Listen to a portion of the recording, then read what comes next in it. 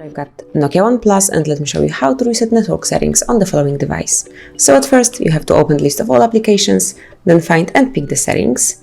Here you have to select System, then go to Advanced Options and click on Reset Options.